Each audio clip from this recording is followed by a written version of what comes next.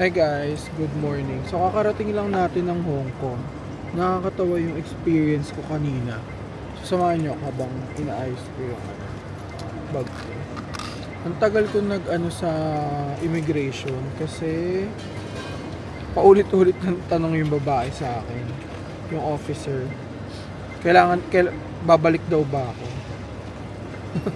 So kala niya magti-TNT ako. Nakakatawa. So pang-apat ko ng Hong Kong today. Since kada may seat sale, nagpupunta tayo. So anong nangyari kasi noon, paglapit ko sa kanya, tinanong niya ako agad kung ano yung pabango na ginagamit ko. So ito guys, so nililipat natin yung mga important documents dito para maliit na lang yung bag natin. So tinanong niya sa akin kung ano yung pabango ko. Tapos sabi ko Zara yung ginagamit ko. Kaamoy niya yung Santal 33.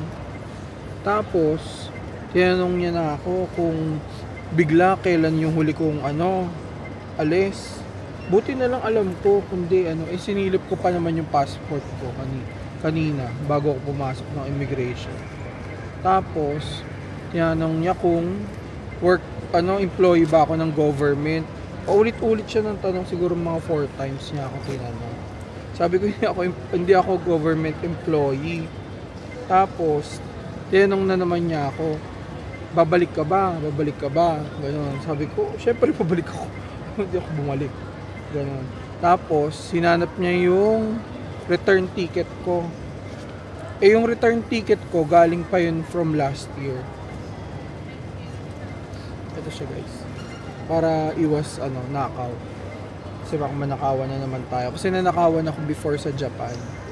So nadukutan ako. And nanakaw yung mga credit cards natin. At nagamit siya. Tapos ano pa ba tinanong niya? Ayun, hotel booking. Hinanap niya rin yung hotel booking. So lahat naman naka-screenshot.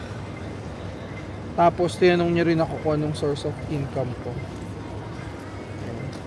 Ito siya guys. So yun lang guys. Bye bye.